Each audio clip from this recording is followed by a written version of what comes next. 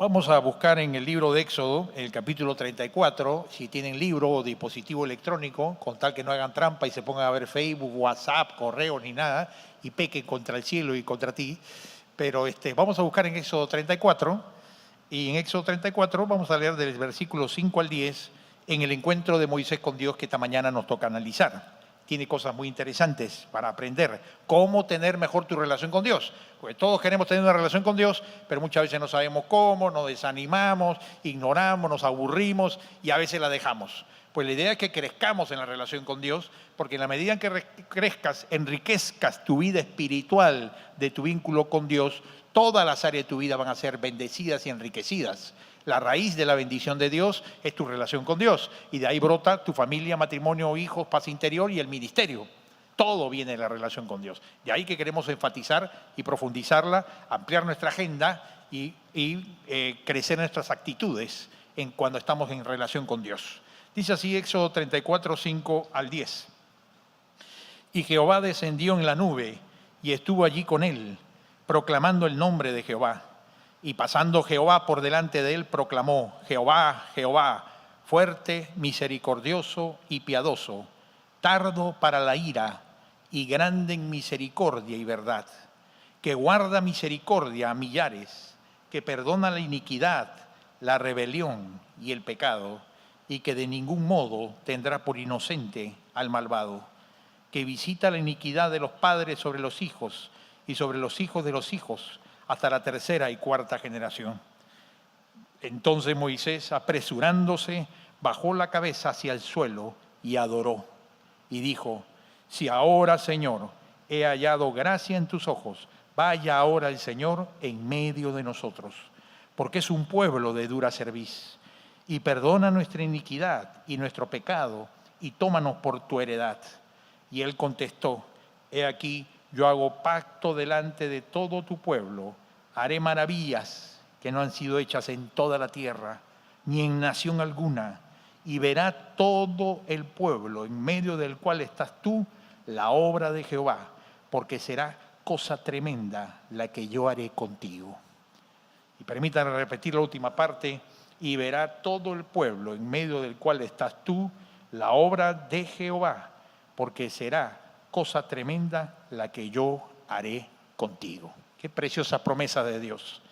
Este pasaje del capítulo 34 del Éxodo, para entenderlo, es como cuando tú vas al cine y llegas tarde, ¿no? Que a veces ha pasado, ¿no? Con mi esposa nos ha pasado alguna vez también. Y entonces llegas tarde y si no conoces las escenas que pasaron antes, dices: ¿quién es este? ¿Quién es el malo? ¿Quién es el bueno? ¿Quién es este personaje? ¿No? Y te la pierdes, ¿no? Claro, si estás en casa y puedes retroceder, retrocedes, ¿no? O pides que retrocedan mientras tú estabas llegando. Bueno, Éxodo 34 es igual a eso. No podemos entender Éxodo 34 si no vemos antes lo que pasó. No se entiende Éxodo 34. Y lo que pasó antes, como dice la diapositiva, fueron dos capítulos importantes, fundamentales, que entre estos tres capítulos es bueno que aprendamos y tomemos nota. La Biblia nos revela, nos muestra un ciclo espiritual que se debe repetir constantemente en nuestra vida cristiana, de todos los cristianos, de todo el que se acerca a Dios.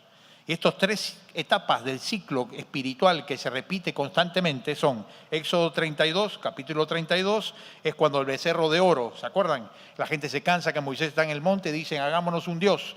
Y entonces Aarón confabula con los líderes y ellos arman con todos los aretes y cosas de oro, en fundición, un becerro de oro de metal y lo adoran, diciendo: este es el Dios que nos sacó de Egipto. Y rápidamente olvidan que Dios los había sacado con brazo fuerte, un Dios invisible y no visible en ningún ídolo, y menos en el de un becerro de oro grotesco. Y ellos adoran al becerro de oro y reconocen al becerro de oro y hacen fiesta para el becerro de oro, hasta que Moisés desciende, lo ve, quiebra las tablas de la ley en la indignación de ver este pecado, y entonces Dios juzga al pueblo. Y dice la palabra que murieron miles por causa de esta idolatría, porque la santidad de Dios los consumió por su desacato, su indolencia, su ofensa grave contra Dios. Ese es el capítulo 32. Empieza con el pecado, la caída en idolatría, que es cuando nosotros nos dejamos llevar por el mundo. y entonces ponemos ídolos de este mundo o pecados en nuestro corazón que permitimos. Esa es la primera etapa en la que a veces caemos. La segunda es Éxodo capítulo 33, que es cuando en reacción a esto Dios le dice a Moisés: ya no iré más delante tuyo guiándote hasta la tierra prometida, sino que solo mandaré un ángel, una persona de segundo nivel. Ya no Dios sería su guía. Y Moisés se arrodilla y clama y dice: Señor, que no, tal cosa no sea así, que siga siendo tú quien nos guíes. Y viene el famoso capítulo 33, que hay que leerlo en casa. Estos 3 capítulos en línea, un día cada uno. Y en el capítulo 33 viene la famosa intercesión de Moisés, rogando a Dios por el pueblo. Perdónalo, Señor. Él no había caído en pecado, pero él rogaba como si hubiera caído en pecado por el pecado de su pueblo, porque él era un líder espiritual y le dolía, se condolía con ver al pueblo apartado de Dios y adorando. Ahí viene la confesión y perdón. Esta es la segunda parte de todo ciclo espiritual que tenemos nosotros. Cuando hemos pecado, nos hemos apartado de Dios, hemos vuelto a ídolos de este mundo: dinero, sexo, placer, plata, fama, cualquier cosa primero y antes que Dios. Tenemos que ir a pedirle perdón a Dios para que nuestra relación que se ha estorbado sea de nuevo restablecida plenamente. Tenemos que pedir que Dios limpie la sequía de nuestra relación con Dios para que el agua de vida fluya nuevamente. Y el capítulo 34, que vemos esta mañana, es el momento en cuando entonces Dios le plantea a Moisés renovar, restaurar el pacto que se había roto por el pecado del becerro de oro, y se restaura la comunión con Dios. Así que este tercer paso lo tenemos que vivir todos. Cuando vamos donde Dios, decimos perdón a nuestros pecados y se restablece la comunión con Dios, y el gozo y la paz vuelven a nuestra vida cristiana, la victoria vuelve a nuestra vida cristiana, el propósito vuelve a nuestra vida cristiana, el servicio consagrado retorna a nuestra vida cristiana, y entonces vivimos en victoria. Pecado, confesión, restauración de comunión. Las 3 etapas que se van a repetir constantemente en nuestra vida cristiana y que tenemos que saber cómo funcionan. Vamos a ver esta mañana cómo funciona la restauración de la comunión con Dios y cómo se da. Fíjense en Éxodo 34:5, en primer lugar, lo primero que tenemos que notar es que la restauración de la comunión con Dios, el que nosotros volvamos a Dios, es siempre iniciativa de Dios. Siempre será Dios quien toma la iniciativa para que nosotros volvamos al Señor, para restaurar la comunión quebrada con Dios, para que nosotros que hemos estado enfriándonos, entibiándonos con las seducciones del mundo y perdiendo nuestras prioridades espirituales y nuestro temor con Dios y nuestra cercanía con el Señor, y habiendo perdido la frescura del Espíritu en nuestra vida, podamos volver a la vida consagrada del Espíritu, de la santidad, del amor, del deseo de honrar a Dios primero y antes que a nada ni a nadie. Dios siempre toma la iniciativa para que retornemos a una comunión, a un compañerismo con Dios. Fíjate cómo lo dice el pasaje de Éxodo 34:5. ¿De quién comienza la iniciativa? Dice: y Jehová descendió en la nube y estuvo allí con él, Moisés, proclamando el nombre de Jehová. Moisés hubiera podido tocar la puerta hasta desgastarse los nudillos del cielo para que Dios le abra la puerta de nuevo al pueblo de Israel, y no habría sido nunca suficiente. Pero es Dios quien quiere que siempre volvamos. Es Dios quien siempre nos ve alejados y nos ve fríos y nos ve tibios y nos ve distantes y nos ve envueltos en el mundo, y constantemente el Espíritu Santo es el que toca la puerta de tu corazón y te llama y te dice: hijo mío, dame tu corazón. Hijo mío, dame tu corazón. Ese es el clamor del Espíritu en nuestras vidas. Y entonces, en ese momento que Dios toma la iniciativa, ¿qué hace?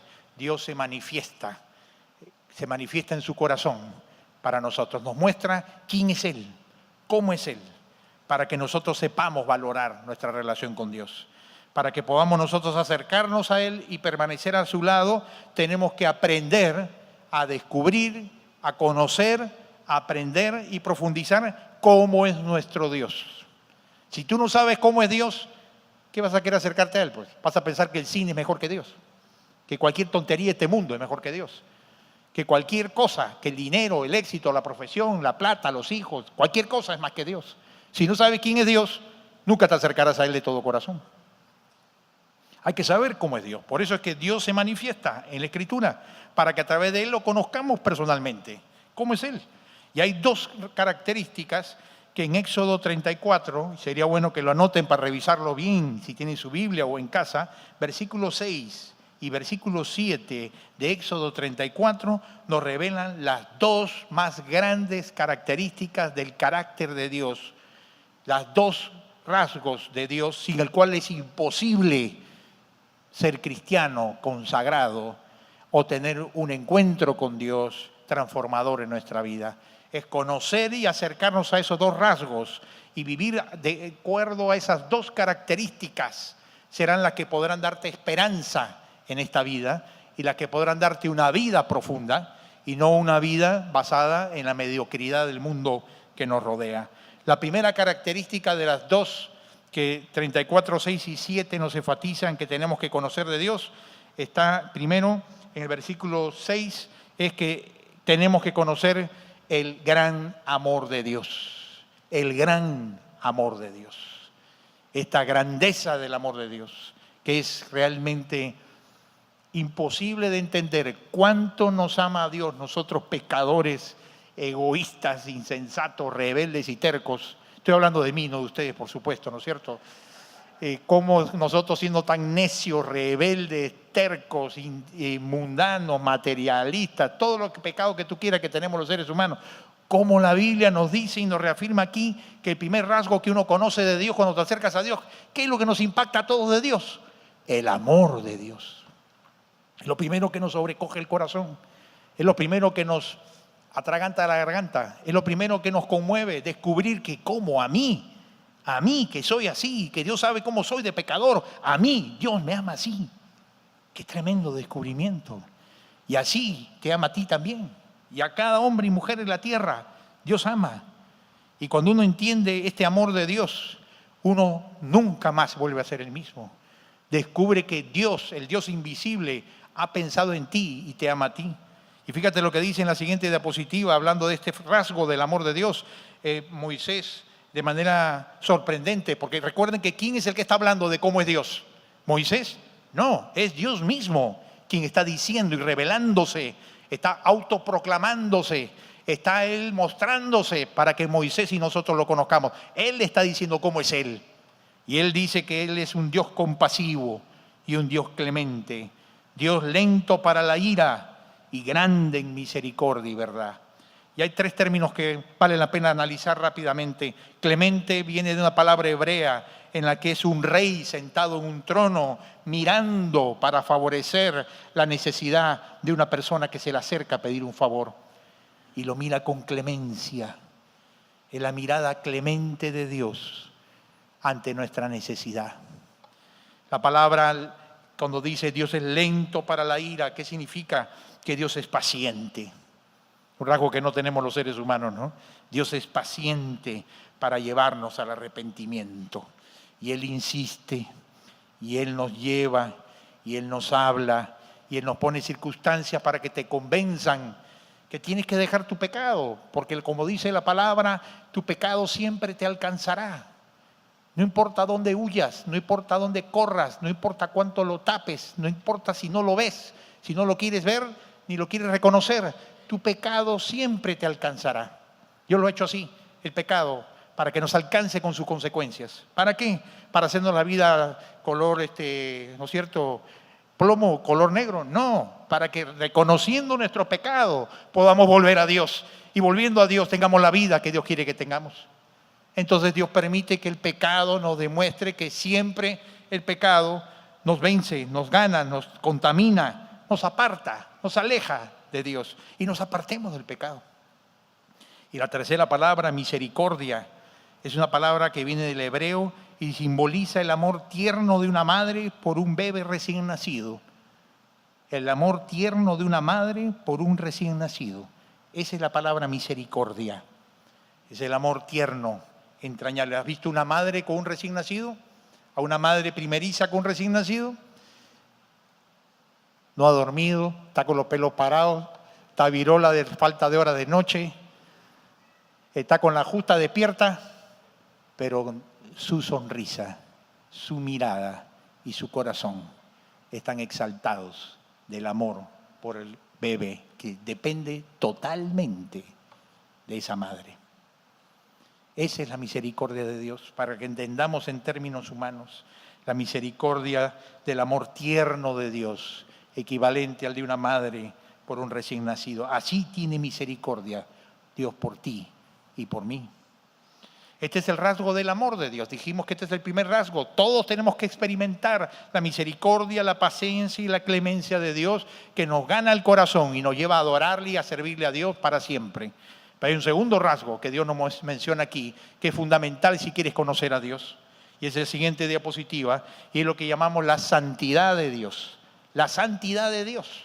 Que Dios es santo, que Dios es puro, que Dios es limpio, que Dios es recto, que en Él no hay cosa torcida, que en Él no hay tinieblas, que en Él no hay injusticia, que en Él no hay maldad, que en Él no hay torcedura. La santidad de Dios es el segundo rasgo que tenemos que conocer en nuestras vidas y reconocer. Y fíjate cómo se menciona en el versículo 7 de Éxodo 34 claramente. Habla de, el Señor le está hablando a Moisés, recuerda que Dios está diciendo cómo es Él. Y Él dice que es un Dios que perdona la iniquidad y la rebelión y el pecado. Que perdona la iniquidad, la rebelión y el pecado, y que no tendrá de ningún modo por inocente al malvado. De ningún modo tendrá por inocente al malvado, sea quien sea, y los argumentos que tengas. Dios no tendrá por inocente al culpable frente a su ley. Y tenemos que aprender esta santidad de Dios. Tenemos que aprender a vivir de acuerdo a esta santidad de Dios si quieres acercarte y recibir la bendición de Dios. Si quieres que Dios ande contigo, tienes que ponerte de acuerdo con cómo es Él. Y Él es Dios de grande amor y Dios de gran santidad. Y las dos van juntas, y en la misma medida, y en la misma altura. No es que más amor y santidad, en la misma y perfecta manera, como veremos más adelante, de manera incomprensible para nosotros. Y fíjate tú que aquí menciona tres términos que parecen iguales, ¿no? Pero en el hebreo tienen tres significados distintos. Aquí lo que está diciendo el Señor es que nosotros los seres humanos, Él sabía que tenemos una tendencia a pecar más fácil que a vivir en santidad. Yo siempre me hago la pregunta, ¿por qué es tan fácil para el ser humano pecar y más difícil obedecer y vivir en santidad? ¿Por qué? Y acá está la respuesta. Porque Dios nos muestra que tenemos una tendencia en nuestro corazón humano desde que nacemos innata hacia el pecado en nuestro corazón. Y aquí hay tres tendencias de las que tienes que cuidarnos nosotros. Uno, la iniquidad, que es la tendencia a la distorsión moral que el mundo nos ofrece. La tendencia a la distorsión moral. ¿Qué es la distorsión moral? Es la tendencia a la torcedura, la tendencia a la perversión, la tendencia a poder tú desviarte de la santidad de Dios, la tendencia al pecado, al mundo y sus placeres. Nunca te olvides, como ha dicho un predicador, que el pecado y el mundo siempre el pecado y el mundo te va a dar promesas y engaños mejores promesas, parece ser, que la que Dios te presenta. El mundo y el diablo te van a decir, y el pecado te van a decir siempre que hay más paz que la que Dios te puede dar si tú haces lo que quieres. Que vas a encontrar más felicidad si tú haces lo que quieres y no obedeces la palabra de Dios. Que vas a encontrar más realización y más objetivos en tu vida si andas como quieres y no conforme a la palabra de Dios. Que tus hijos serán más cuidados, más amados y protegidos si los crías como tú quieres y no como manda la palabra de Dios. Es decir, en suma, que tendremos más paz, felicidad, realización, todo mejor en nuestra vida si no simplemente creemos en las promesas engañosas del pecado y del mundo. Y esto es una mentira, porque el mundo y sus deseos pasan, mas el que hace la voluntad de Dios permanece para siempre. Pero en cada paso de estos hay una decisión de fe. ¿Estás creyéndole a las promesas del mundo? ¿Estás creyendo a las promesas del pecado? Antes que a las de Cristo, que Él es el único que puede llenar el vacío de tu corazón, que Él es el único que puede darte la plenitud de la vida, que Él es el único que sabe cómo guiar a tus hijos, que Él es el único que puede bendecirte en tu matrimonio, en tu vida personal, en tu trabajo y en tu familia. Él es el único, porque Él es el único Dios. Y lo demás son mentiras, espejismos que este mundo vende para aquel quien es tonto de creerlas. como muchas veces lo somos. Así que la santidad de Dios nos muestra no a la iniquidad, a la tendencia a la distorsión. La rebelión, ¿qué es? Tendencia a traspasar límites conocidos. Sabes que eso no se debe hacer, sabes que es incorrecto, sabes que no te conviene, sabes que no te ayuda porque te trae aspectos débiles de tu vida pasada en el mundo sin Cristo, y sigues y te expones. Y después dices, ¿por qué Dios me ha abandonado? ¿No es cierto? No que me ha abandonado, te has tirado tú la Bartola y has cruzado la línea sabiendo que era semáforo rojo. Y la tercera tendencia, pecado, es tendencia a quedarnos cortos en reflejar la imagen de Dios.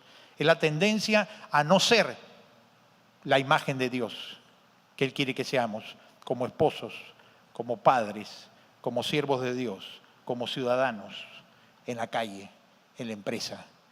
Dios quiere que reflejes la imagen de Dios. Y cuando renunciamos a hacerlo y nos conformamos con vivir con menos que ser el reflejo de la imagen de Dios en tu familia y en tu trabajo, este es el pecado. Y entonces dirás, pastor, entonces todos somos pecadores. Exactamente, todos somos pecadores por eso. Porque todos nos quedamos cortos constantemente en reflejar la imagen de Dios. Y por eso necesitamos constantemente esta obra de Dios en nuestra vida. El amor de Dios y la santidad de Dios, los dos rasgos principales de Dios que marcan nuestra vida cristiana. Pero ¿sabes qué? La diapositiva siguiente nos muestra algo tremendo. Su gracia, su carácter está balanceado. Las dos cosas son perfectamente combinadas. Por un lado está el amor de Dios, que es lento para la ira y grande en misericordia. Y por otro lado está la santidad de Dios, que nos dice, pero no tendrá por inocente al culpable.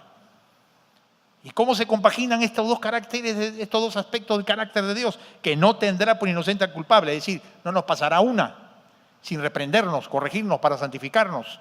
Y al mismo tiempo, grandes y abundantes su misericordia. ¿Cómo se compaginan? La gracia de Dios tiene dos lados perfectos y solo Dios puede reflejar estas dos características en equilibrio perfecto. No es que el amor de Dios es más importante que la santidad. No es que la santidad es más importante que el amor. Las dos van juntas. Y en nuestra mente no cabe tal cosa porque somos humanos, porque somos pecadores. Pero la Biblia nos dice que están al igual nivel perfecto desde la eternidad de equilibrio y balance. Siempre cuando actúa como Dios santo, lo hace como Dios de amor.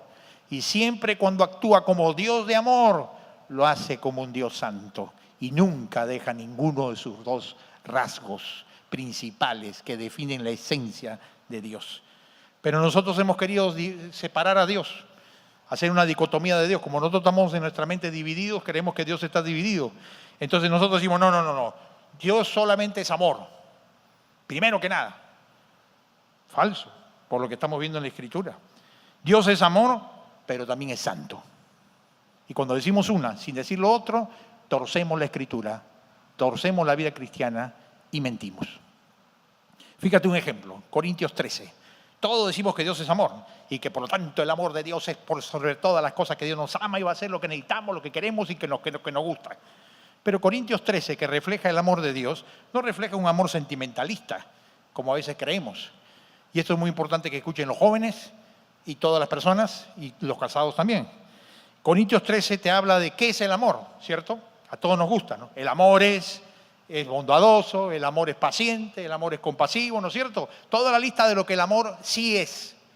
Pero en esa misma lista de 1 Corintios 13, de la gloriosa declaración del amor que a todos nos encanta, especialmente en la boda, mencionar, también Dios señala a través de Pablo que no es el amor.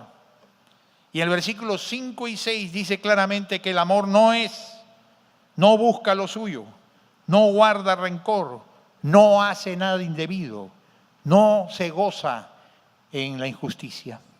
Así que el amor de Dios en Corintios 13 solo lo leemos por un lado. Con un ojo tapado lo leemos Corintios 13. Solo leemos el sí es y no leemos lo que el amor no es. Y el amor verdadero tiene sí es y no es. El amor verdadero siempre tiene sí y no. Y si no hay un no, es que no es amor de Dios verdadero. Es amor sentimentalista o amor cristiano distorsionado. Y lo hemos acomodado a nuestro egoísmo. Así que el amor verdadero siempre tiene un sí y siempre tiene un no y siempre tiene límites. Por lo tanto, Dios mismo en Corintios 13 se revela como el amor de Dios con santidad que se refleja en el no de Dios. No guardar rencor, no buscar lo suyo propio, que es no ser egoísta, refleja la santidad de un Dios perfecto, que siempre es Dios de amor y siempre es Dios de santidad. ¿Cuál fue la respuesta de Moisés frente a esta revelación?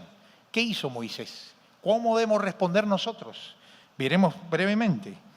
Fíjate la respuesta de Moisés, tremenda, frente a esta manifestación de Dios, que Dios mismo está hablando, diciendo, yo soy el Dios de la misericordia, que perdona, santo y amoroso. ¿Cuál fue la respuesta de Moisés que tenemos que tener nosotros? Siguiente diapositiva, 34:8. Dice que él, al instante Moisés, se postró hasta el suelo y adoró. Se postró hasta el suelo y adoró.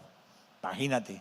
Dios le está hablando a Moisés, todos habríamos tirado el piso de frente, ¿no es cierto? Y este adorar, postrarse, significa que su frente estaba pegada al suelo. Quiere decir que él estaba postrado seguramente, 100%, echado boca abajo con la frente al suelo, adorando a Dios.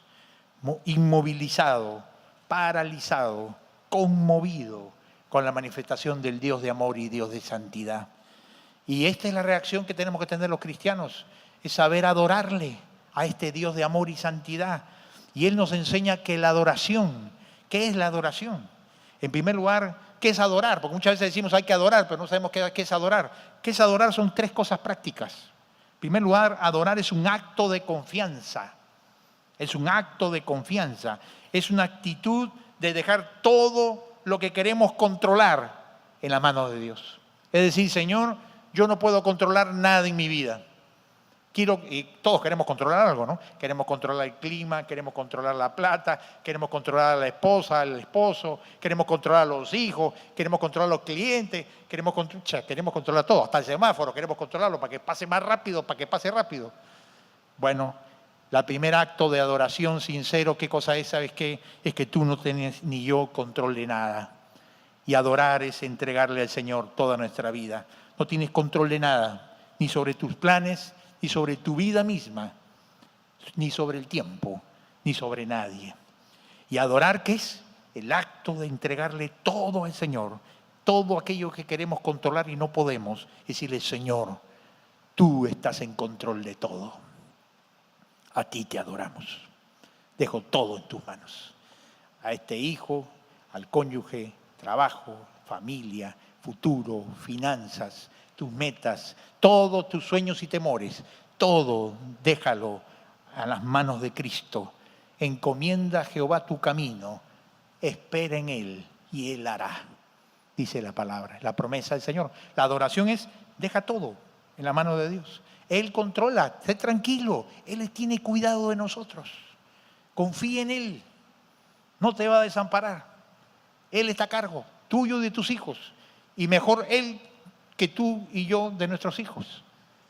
La segunda cosa que es adorar, es reconocer nuestra falta de poder, nuestra falta de capacidad, especialmente nuestra falta de poder interno dentro de nosotros mismos. No tenemos poder, no tenemos capacidad, no tenemos la habilidad de controlarnos a nosotros mismos. Ninguno la tiene. Por eso somos pecadores. Hudson Taylor, un famoso misionero al Oriente, él decía, no podría realizar todo el trabajo que tengo si no tuviera la paz de Dios. Y cuando uno deja todo en la mano de Dios y reconocemos que no tenemos poder para controlar nuestro mundo interior, ni nuestros pensamientos, ni nuestros sentimientos, ni nuestras reacciones, ni nuestras actitudes, sino que estas saltan, afloran de manera espontánea, incontrolable dentro de nosotros, queriendo apartarnos de Dios, queriendo sacarnos de Dios, por más que estamos batallando y luchando para que no ocurran. Justamente porque tenemos una naturaleza caída, pecaminosa, entonces necesitamos adorar. Cuando adoramos al Señor, Dios, Él toma el control de nuestra vida y nos da poder para vencernos a nosotros mismos. Solo el poder del Espíritu Santo te da la capacidad interior, el poder interno para ordenar tus pensamientos y sentimientos y poner en el caos, en la bataola, en el tsunami, en la tormenta interna, la paz de Dios. La paz de Dios. Nadie más te da la paz de Dios. En la siguiente diapositiva, por eso recordamos que la paz no es un privilegio. La paz no es una opción. La paz es una necesidad urgente, diaria para el cristiano. Y solo tenemos la paz en la adoración. Adorar es pasar de una vida ajetreada a un lugar de victoria. ¿Dónde estás tú? ¿En la vida ajetreada? ¿O estás tú cultivando la relación con Dios en la que te arrodillas, te postras, adoras y cultivas una relación con Dios en donde el poder de la quietud de Dios reemplaza el caos de tu inquietud interior? Y la quietud de Dios trae fortaleza. En la quietud de Dios hay paz. En la quietud de Dios hay victoria.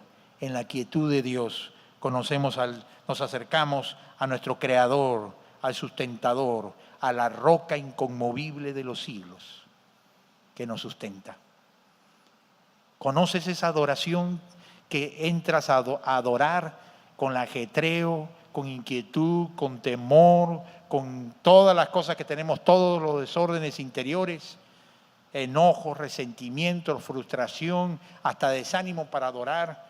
Pero después de haber perseverado en la adoración de rodillas, clamando a Dios, dejando todo en control, poniendo todas tus necesidades ante de Él, reconociendo tu falta de poder interior, pidiéndole que Dios gobierne tu mundo interior, que Dios te santifique, has descubierto la quietud de Dios y la paz de Dios que luego viene a ti por consecuencia. Tienes que llegar a descubrir esa experiencia de la adoración, en la que buscando a Dios descubrimos el poder de la quietud que viene por la adoración. Y tenemos que ir constantemente al lugar de adoración, porque este mundo constantemente nos inquieta, constantemente nos quiere quitar la paz, constantemente nos quiere robar la confianza, constantemente nos quiere quitar la fe, la esperanza en Dios. ¿No te pasa a ti eso? A mí me pasa todos los días, tengo que enfrentar y hay que volver a la adoración, para que en la adoración encontremos el poder de la paz de Dios que ordena mi mundo interior. Y la tercera cosa y última es que la adoración es reconocer la necesidad de un cambio profundo en nuestra vida. La adoración no es solamente hablar con Dios, no solamente a cantarle a Dios, no solamente agradecerle a Dios, pero es reconocer una necesidad de un cambio profundo en nuestra vida. Fíjate cómo adora a Moisés, diciendo, es cierto que ahora es Moisés quien dice, es cierto que el pueblo es terco y rebelde, pero te pido que perdones nuestra iniquidad y nuestros pecados. En su adoración, ¿qué está haciendo Moisés? Reconociendo, Señor, te pedimos que no nos dejes. Es verdad, Señor, tienes razón. Somos tercos, cabezas duras, obstinados, rebeldes, pecadores. Es verdad, insensatos. Lo somos, dice Moisés en su adoración. ¿Cuánto nos hace falta decir a todos nosotros lo mismo en nuestra adoración a solas con Dios? Pero sin embargo dice, pero Señor, te pido que perdones, te pido que obres, te pido que no nos dejes, te pido que vayas delante de nosotros en el camino hasta la tierra prometida. Necesitamos tus fuerzas, necesitamos tu obrar. Haz en nosotros lo que es necesario hacer. ¿Y sabes cuál fue la respuesta preciosa de Dios? Y esto debe emocionarte, escuchar qué respuesta le dio Dios a Moisés, como te la da a ti y a mí, cuando reconocemos que necesitamos cambios y no podemos cambiarlos. ¿Qué le dijo el Señor? Le dijo a piña, pues sabes que ya has intentado muchas veces y ya fuiste. No. ¿Qué le dijo el Señor? No, sabes que tu caso está bravo. No.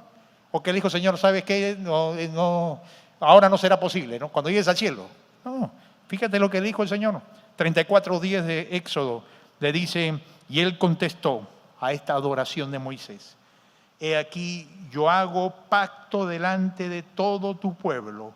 Haré maravillas que no han sido hechas en toda la tierra, ni en nación alguna. Y verá todo el pueblo en medio del cual estás tú, la obra de Jehová. Porque será cosa tremenda la que yo haré contigo. Porque será cosa tremenda la que yo haré contigo. Este es el Dios que adoramos, es el Dios que transforma, es el Dios que no te deja estático, es el Dios que no te deja igual, es el Dios que no te deja como siempre, es el Dios que no te abandona a tus debilidades. Si te acercas a adorarle y haces de la adoración una relación firme, diaria, establecida con Dios en cada momento de tu vida, que crítico lo necesitas, Dios vendrá y te dirá, haré una cosa tremenda contigo. Dios quiere hacerte a ti un hombre y una mujer de Dios. No importa tus circunstancias y tu pasado, que conozcas la plenitud del Espíritu Santo, que descubras el poder de la vida rica de Cristo en tu corazón, que seas bendecido en la paz de Dios, en la quietud de Dios, que sepas adorar a Dios, que sepas entrar a la adoración y no arrastrado por la vida ajetreada, sino en la victoria de la adoración, enfrentes tu vida. ¿Estás enfrentando tu vida desde la victoria del lugar de adoración o lo estás haciendo peleando con tus propias fuerzas?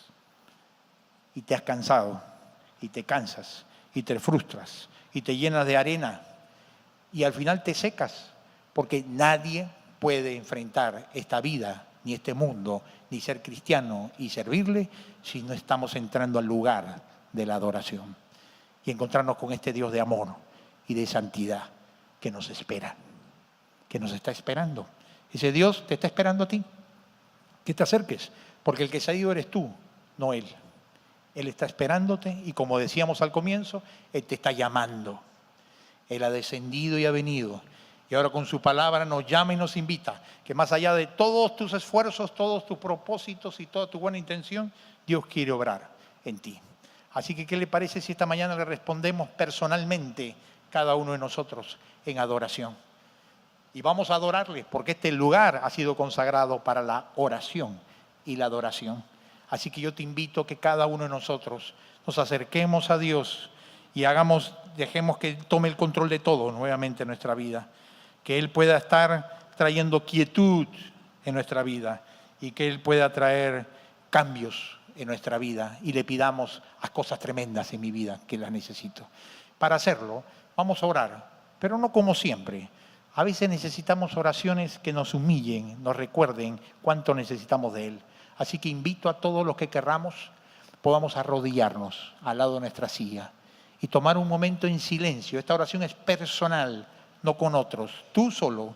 Ahora, yo sé que hay personas que no pueden arrodillarse por razones de salud, por razones personales. No se preocupen, no es obligatorio, pero arrodillarnos nos ayuda al corazón a disponernos, a clamar a Dios como lo necesitamos. Pídele al Señor, entrégale todo. Pide que haga obra en tu vida. Pídele al Señor, enséñame a adorarte. Quiero perseverar en entrar en el lugar de adoración. Este año al comenzar, quiero ser un asiduo adorador para que tú hagas algo en mi vida. Vamos a orar unos minutos en silencio cada uno dentro de nuestro corazón. Pídele al Señor que Él obre en tu vida.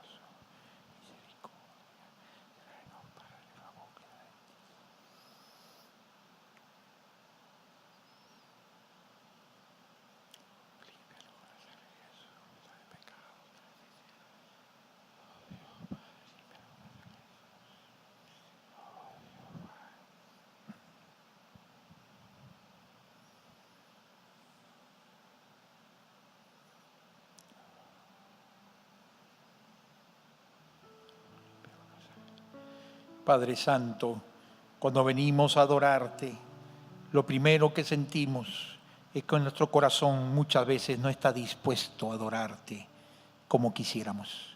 Y sentimos la pesadez de nuestro corazón, la frialdad de nuestro corazón, lo seco de nuestro corazón. Lo cual ya nos indica, Señor, que tenemos que pedirte perdón porque no hemos sido asiduos en entrar en la adoración. Y hemos perdido un corazón dispuesto a adorarte, a alabarte, a darte gloria debida a tu nombre. Y Señor, perdona nuestros pecados que traes a nuestra memoria en este momento, idolatrías, prioridades erradas, nuestro propio corazón afanoso. Perdónanos, Señor, nuestros pecados, nuestras distorsiones, nuestras torceduras, nuestra falta de santidad, traspasar límites conocidos. Perdónanos, Señor, límpianos con la sangre de Jesús. Queremos aprender a adorarte como lo hizo Moisés. Queremos venir y, Señor, poner en tus manos todos nuestros afanes y rogarte que tu paz, que tu quietud, que tu presencia de Dios de paz gobierne nuestras vidas en todo momento, Señor. Y que cada vez que perdamos la paz tuya, volvamos a la adoración, a arrodillarnos, a pedirte que nuevamente controles y gobiernes nuestra mente y nuestros corazones para vivir en santidad. Señor, rogamos, como dice Moisés, necesitamos cambios profundos en nuestro corazón, cambios profundos en nuestro carácter, cambios profundos en nuestra adoración contigo. Señor, tú has prometido a Moisés diciéndole, haré cosas grandes contigo, haré maravillas, haré cosas tremendas contigo. Sí, Señor, nos tomamos a tu promesa que le diste a Moisés. Sí, Señor, haz maravillas, que son las que yo necesito que hagas en mi corazón. Haz cosas tremendas en mi vida, porque te necesito mucho, te necesito tanto. Grande es mi necesidad, Señor. Por eso obra con poder, quiebra todo egoísmo, orgullo, materialismo, todo lo que impide que tu espíritu me gobierne. Quítalo de mi corazón, quítalo la falta de fe, el amor al mundo, la atracción de los placeres mundanos temporales.